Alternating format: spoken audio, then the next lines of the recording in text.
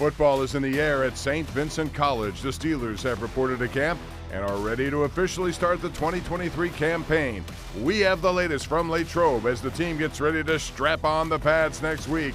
You are watching Steelers Training Camp All Access right here on KDKA TV.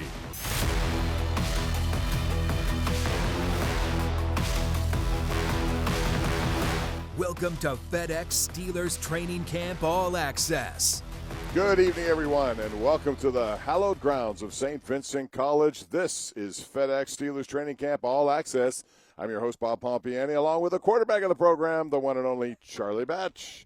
Charlie, let's talk about this. We're back for another season, and look at the smile on your face. I guess that gives it away. Oh, absolutely. This is awesome. Anytime you get up here for training camp, man, the grass, smelling that grass being cut, you see the fans that are out there, man, it's exciting for all around. And these players, they are excited to be up here. Of course, they go through that. Nobody wants to sleep in their dorm bed, but either way, they get their own custom beds. But, hey, this is the uncomfortable of being comfortable. What was that Mike Thomas says? You have to be comfortable being uncomfortable. Well, they were exactly what you're getting uncomfortable a little bit today because the rains came, but that didn't matter. Yesterday was really hot up here. Today the rains, but they just keep grinding on through.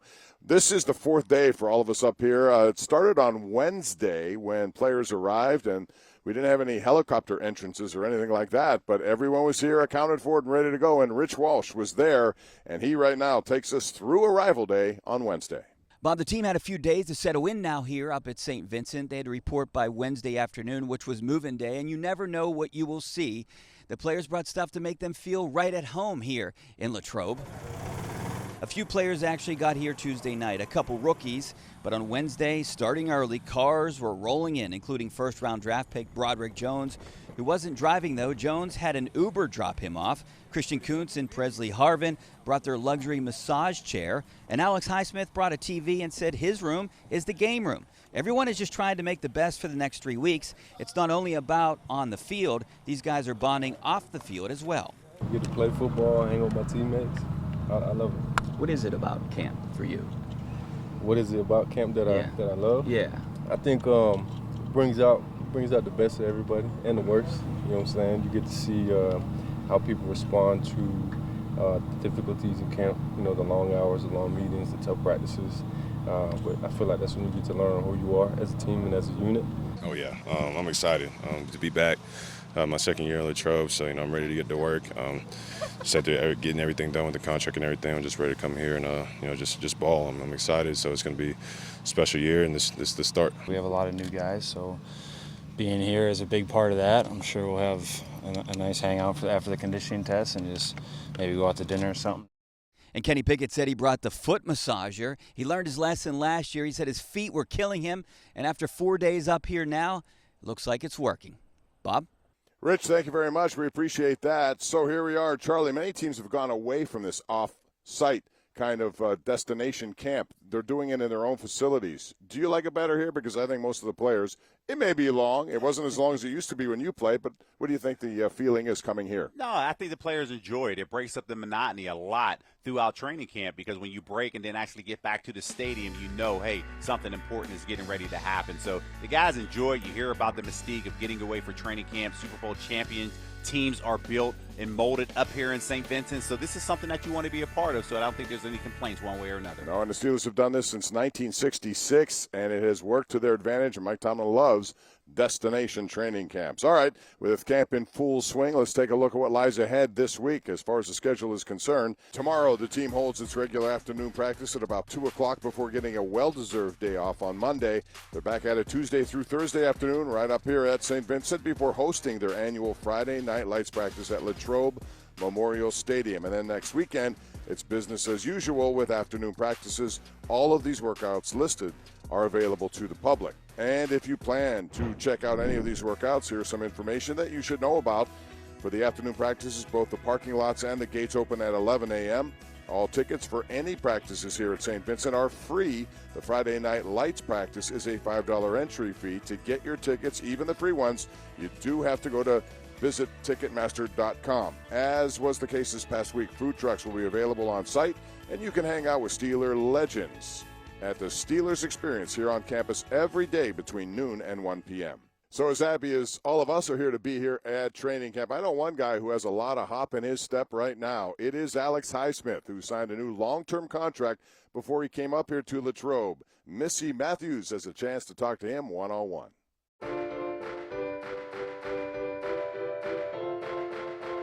Alex, what's it like just being back here in Latrobe? You know what this is going to bring when practices get started. Yeah, it feels cool to be back. Just last year being my first time here, and it's just a cool experience here with all the fans coming in, and every single day. I think that just brings an awesome element to practice. It just really at times feels like a game when the fans are out there, and also just the team camaraderie with the guys. Just being back with the guys is so cool. When Dorn's playing games and stuff like that, and so that's one reason I'm glad we're back is getting to spend a lot of time with the guys and really just getting to work with everybody. You said before you got here you wanted to have the deal done. That was accomplished. Where were you when your agent called and said, hey, this thing is happening? Yeah, I still remember me and my wife were cooking dinner and in our house, we're getting dinner ready, and he calls me. He's like, y'all might want to find somewhere to sit. And so we went and sat on the couch, and I still remember, saying like, hey, this is what they're offering, and we were just ready at that point, like, let's do it. And so I just at the time remember just being a little emotional, and my wife was kind of speaking for me at times because I was just kind of speechless. But it was just an awesome moment, and truly one I'll never forget. And right after that, I called my family, told all my friends before the news leaked out and stuff like that, because I think signed the next morning. So it was just a surreal moment. Was Cam the first teammate you told, or TJ, or who was it? I think it was Cam, because I usually, we usually work out Wednesday mornings, and I texted him, I was like, hey, I won't be there in the morning. A little busy? Got something to do, because I know he probably be like, where you at, or something like that. So yeah, I think he was the first one, and then news got out and everybody else found out. Coach Tomlin said that you are an elite Robin, and that you just have that grind. You've talked about the walk-on mentality, not being well recruited heading into college. So how does that carry on now that you have got a lucrative contract? Yeah, I mean, just being a walk-on, I'll always carry that mentality with me. I like to say the walk-on mentality because it's so important for me, and I remember getting there and just being a walk-on, not having a scholarship, it just really instilled something in me, and a work ethic and a drive that I carry with me to this day. And so no matter what it is in life, I just try to be the best at what I do. Whether that's being the best husband, in the future being the best father I can be, and in the field just be the best player I can be. It kind of applies to everything in my life, and so I also like to think I'm a Batman as well. Alex, thanks a lot, and congratulations again. Thanks, Missy. All right, Missy, thank you very much. Unlike his partner at outside linebacker, Highsmith has been really the unsung part of the defense during this career so far. Check out the numbers. They compare pretty well to T.J. Watt over the first 3 years of each of their careers. Highsmith is just below Watt in average sacks and quarterback hits per game, and ranks above him, however, in both tackles and tackles for loss per game. So, Charlie, let's talk about this now. What do you think about this extension? It's a lot of money for him, but well-deserved given what he's put up. It is well-deserved, and I love every minute of it. And you can see him walking around with the biggest smile on his face, rightfully so. But now, hey, the business side is over. Now he gets back to now just kind of releasing some of that pressure off of him and going back and playing ball. And that's what he wants to do. And you have to be able to complement everything what T.J. Watt is doing on the other side, because he's going to get the double team. And now Alex is complimenting him with that 14.5 sacks last year. And you can see that number will continue to increase. And now the productivity that he's bringing to a table, TJ now can get those one-on-ones on the other side. So I love the tandem on what they've done. Big key, Charlie, of course, is making sure that they're both healthy, and what a dynamic duo those will be. All right, coming up, we're going to dive into everyone's big-time topic. That will be quarterbacks. Love talking about it. Kenny Pickett leads the way, and our own quarterback is going to look at expectations for this group this year as we continue with our FedEx Training Camp All Access right here on KDKA TV.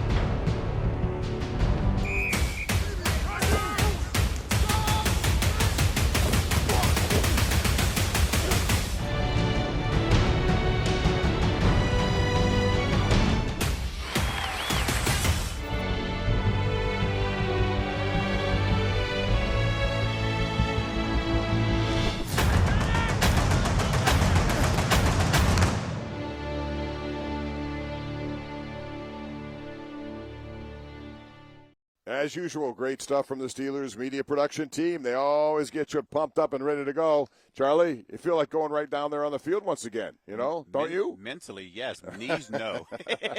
All right, let's talk about quarterbacks because everyone wants to talk about quarterbacks. Unlike this year, Kenny Pickett comes in as the incumbent. What have you seen so far from him and the rest of the group? Yeah, overall, collectively from the group, these guys are all getting it done. This is what happens when you have a veteran presence from top to bottom, essentially your top three. So these guys are accurate with the football. You're not seeing a lot of footballs on the ground, and that's what to expect there. Kenny Pickett, on the other hand, this is a guy going from year 1 to year 2. The game seems like it has slowed down for him because he's going through his progressions. He's getting the ball out of his hands, something that you want to see that next development for him. I like where he's at in this particular development piece. Now it's just a matter, can he continue to now push the ball down the field, and that comes with trust, understanding what he wants to do with the receivers, and also trying to add those big chunks into this offense because that's something that they lacked last year. But if they can get that moving, this is going to be an exciting offense to watch. No question about that. Pickett is a clear-cut starter, has a full season under his belt, at least most of that season. So let's compare his career numbers with some of the other guys on the roster, and you will see that he obviously has a lot less starts than Mitch Trubisky, but at this point he's already had more games than Mason Rudolph. His completion percentage measures up too. His yards per game are even with Trubisky and better than Rudolph, but his touchdown to interception ratio and quarterback rating are behind. So, Charlie, what are your expectations of Kenny Pickett, especially with doing more, coming into this with that experience he got last year under his belt? Yeah, you take away a couple games there where he had the multiple interceptions in the game. I mean, his stats weren't as bad, and that's something that when you look to see where he was second half of the year, that's what you expect to see coming into this particular season. So now, to understand the offense, this is going to be something for him. Make sure you're not doing too much. You have your weapons around him. And I like what they did. They beefed up the offensive line, so I expect the running game to be a part of it and add that play-action element to this offense. If he can do that, that's going to make him really tough to defend. And also, man, just don't turn the football over because his defense is going to be solid. And he has some new weapons, too. The Steelers went out and made a nice free agent acquisition trade, actually, and they got Allen Robinson, a veteran who knows how to get it done. He had a big year in Jacksonville. And then Calvin Austin, he was out all year, so it's almost like having a new player. He got off to a slow start here, but those two guys can be very helpful with regard to the other guys on the outside. Yeah, when you look at what Deontay Johnson, he's the number one receiver. George Pickens, everybody's excited about what he's bringing to the table. But when you look to see where Allen Robinson is at, you expect him to be here. Calvin Austin, like you mentioned, last year didn't play. Essentially, this is a redshirt year for him coming back. And when you look at those four positions, you essentially have 4 or 5 people that are fighting for one spot. So you not only do you have to develop in the receiver room, you now need to bring a special teams element to the equation because generally the Steelers keep 5 receivers. Can somebody now convince Coach Tomlin to keep a 6th spot for this receiver position? It's going to be exciting to see, but that's why you're in training camp. Tomlin is going to put people in competitive situations, and whoever flourishes is all going to be highlighted in those team meetings so everybody doesn't question where everybody stands. That's where we are in this particular battle, and I like it. And as usual the case, there is news breaking out here once in a while. When that happens, we go to our insider from the Post-Gazette, Mr. Jerry Dulac. He's standing by with Rich Walsh with that. All right, thanks a lot, Bob. I'm here with the guy that broke the story, our Steelers insider, Jerry Dulac. Jerry, so no contract extension for Mike Tomlin this year. He talked a little bit about it and said he wasn't really thinking about it. What happens from here? Yeah, he probably doesn't have to think about it, Rich, because he makes about $10 million a year. But, yeah, nobody should read into it the fact that they're going to wait till next year. I was told it was similar to what they did last time when they gave him a 3-year extension, which was the longest extension they've given him since he signed his initial contract. They're going to do it next year. They fully expect him to be their coach, not only next year and a year after that, but for as long as he wants to. And what about anyone else here? Should we expect any contract extensions this year, next year? Who's up next? Well, it was big for the Steelers and for Omar Khan to get Alex Highsmith signed. He actually flew back into town to get it done. And that was important for Highsmith, but now that he's done, there's nobody else of significance that's going to happen this year. The next target, though, is their tight end, Pat Freiermuth. That'll be next year. 2nd-round pick. He's on a $6 million rookie contract. You can expect that contract to for sure double.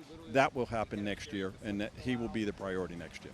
I know we're on a few days in here, early in camp, but what are your expectations so far? Rich, I look at last year. They were 9-8. Won 7 of their last 9 games. They missed the playoffs by 1 game.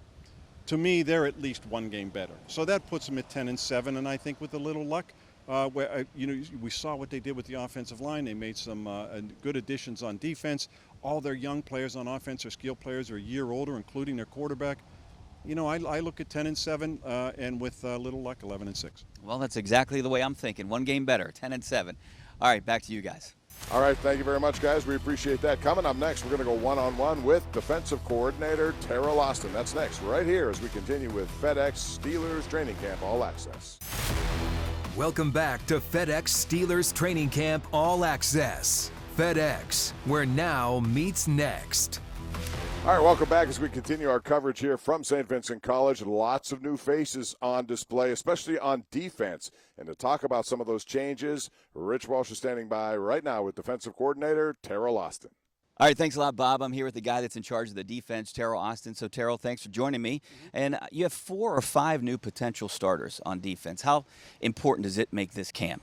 It's really important. I think when you come to camp, you have an opportunity to bond and kind of get to know each other in terms of how you play and where you're going to be in certain situations, and I think it's important. So it's going to be real big for us. Well, the one position where there's a complete turnover is inside linebacker.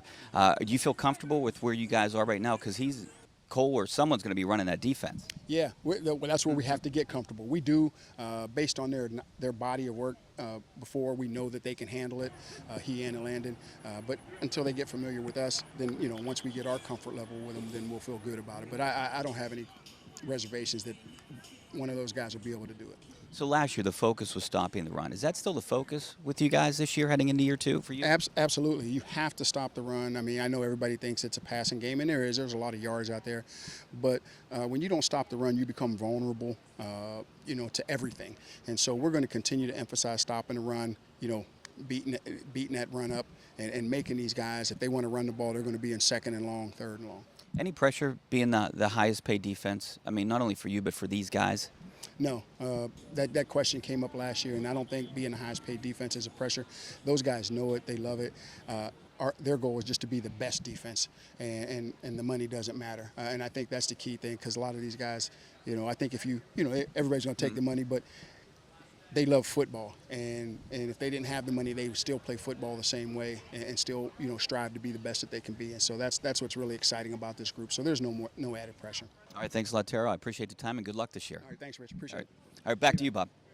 All right, Rich, lots of new faces. Devin Bush gone. Miles Jack gone. Robert Spillane gone. What about that inside linebacking group? Mark Robinson's back, but all the other guys are new. They all new. And Omar Khan and you see Mike Tomlin, they did a great job of really revamping that group. But who's going to shine? Who's going to elevate themselves? And right now, one thing I'm paying attention to is Coach Austin is using that helmet to really typically his helmet to communicate, quarterback communicator, but his defensive coordinator to middle linebacker. Who is going to hold and be able to wear that green dot at this particular point? That all going to remain, play itself out as training camp goes through. It'll be interesting to see. They need some production out of there, and a lot of those guys have some good resume material. We'll see what develops during this training camp and during our 3 preseason games. Coming up next, though, we're going to talk about the newest class of the Hall of Honor. Who's in it? Next.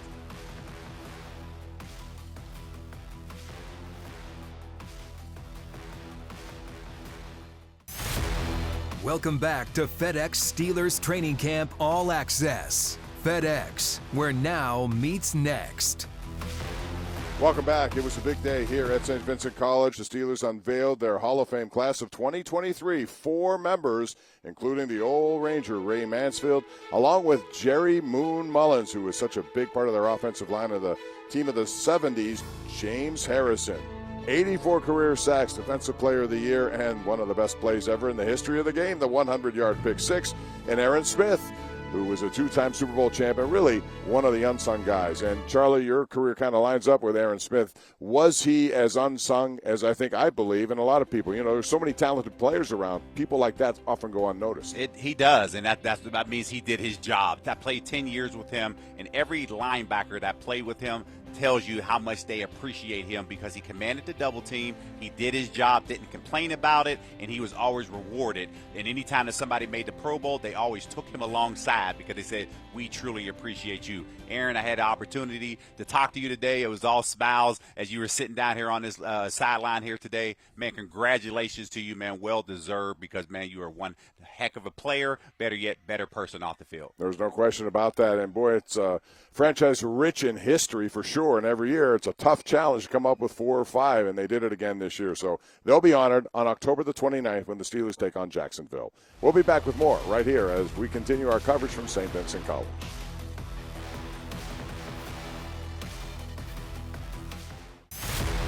Welcome back to FedEx Steelers Training Camp All Access. FedEx, where now meets next.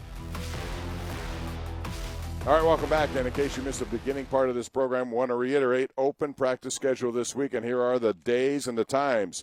1:55 every day except August the 4th. That is the annual Friday Night Lights. And, boy, that's going to be a festive atmosphere, as it already is every year, it seems. More and more people show up, regardless of the weather, and hopefully it'll be a clear night on Friday. Real quick, pads this week.